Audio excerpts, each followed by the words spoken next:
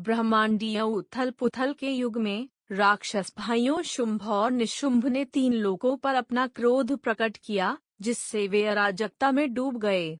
उनका अत्याचार बेजोड़ था और देवता भी उन्हें रोकने में असमर्थ थे।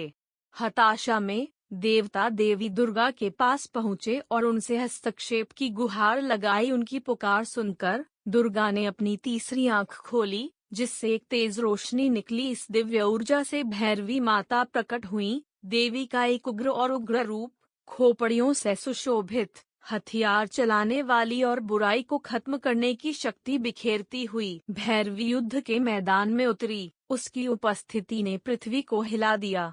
राक्षसी सेना का सामना करते हुए उसने घोषणा की, मैं अज्ञानता और अहंकार का नाश करने वाली भैरवी हूँ।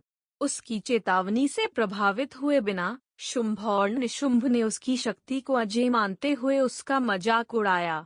भैरवी ने अपना दैवीय क्रोध प्रकट किया और अपने त्रिशूल और तलवार से राक्षसों की भीड़ पर हमला कर दिया। उसके फंदे ने उन लोगों को पकड़ लिया जिन्होंने भागने की कोशिश की, और उसकी ऊर्जा ने निर्दोषों की रक्षा की।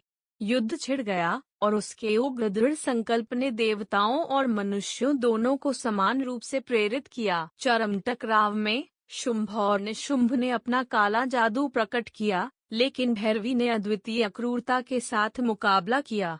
अपने हथियारों को दिव्य ऊर्जा की एक विशाल लहर में जोड़कर उसने राक्षसों को नष्ट कर दिया, ब्रह्मांड में शांति और संतुलन बहाल किया। युद्ध का मैदान शांत हो गया और देवताओं ने उसकी जीत का सम्मान करने के लिए स्वर्ग से फूलों की वर्षा की।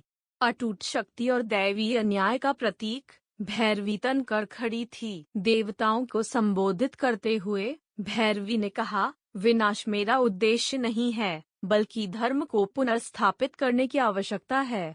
यह जीत सभी को याद दिलाए कि धार्मिकता के सामने बुराई टिक नहीं सकती।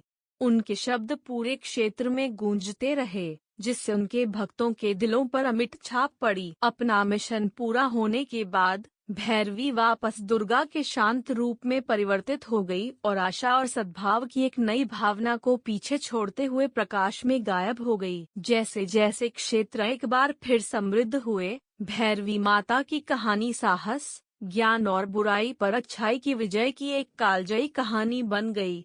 उनकी विरासत भक्तों को प्रेरित करती रहती है, उन्हें दैवीय स्त्री की परिवर्तनकारी शक्ति और धर्म की रक्षा के महत्व की याद दिलाती है।